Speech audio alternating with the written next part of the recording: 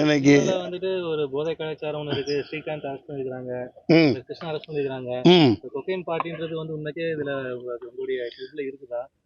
இல்லை, நான் கேள்விப்பட்டதில்லை. என் பையனை மாட்டேன்னா 4 சாத்தனே நான் தான் பிடிச்சே கொடுத்தேன்.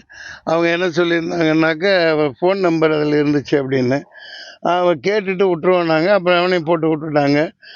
அது அந்த மாதிரி பழக்கம் இப்போ குழந்தைகள் மத்தியில் ரொம்ப அதிகமாகிடுச்சு. அதனால் புழங்கப்படக்கூடாது. சினிமான்னு இல்லை, ஏன் புழங்குது? இப்போ கலாச்சாரம் எங்காச்சுன்னா பிடிக்கிறாங்க இல்லையா, அந்த மாதிரி ஸ்ட்ரிக்டாக இருந்தால் எப்படி விற்பான்? தூக்கி உள்ள வை, போடு, இது பண்ணு. அது புழக்கங்கள் அதிகமாக இருக்குது. அதனால தான் இவ்வளோ நடக்குது. பாவம், அவங்களுக்கும் சினிமா வாய்ப்புகள் ஒன்றும் இல்லை. இந்த ஸ்ரீகாந்த் இதெல்லாம் நல்ல நடிகன், பெரிய ஹீரோ. பல படங்களை அவங்க சில பேரையே வச்சு நடிக்க வச்சுக்கிட்டு எடுத்துக்கிட்டு விட்டுக்கிட்டு இருக்காங்க.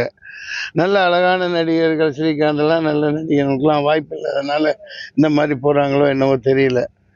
அது இப்படி சுலபமாக கிடைக்கக்கூடாது கைகளில். அது வெளிநாடுகளெலாம் தூக்கி உடனே பட்டார் உள்ளே போட்டுருவாங்க. ஏதோ அந்த தவறுகளுக்கு நம்ம குழந்தைகளை, பசங்களை, இளைஞர்களை உட்படுத்தக்கூடாது. அது இராணுவ இதாக கண்ட்ரோல் பண்ணணும். ஆனால் காவல்துறை எல்லாமே அதில் விளையாட்டுத்தனமாக அது என்னமோ கேர்லெஸ்ஸாக இருக்கிறாங்க. பல பேர் அவர்களை மீறி வர்றதுக்கு வாய்ப்பில்லை.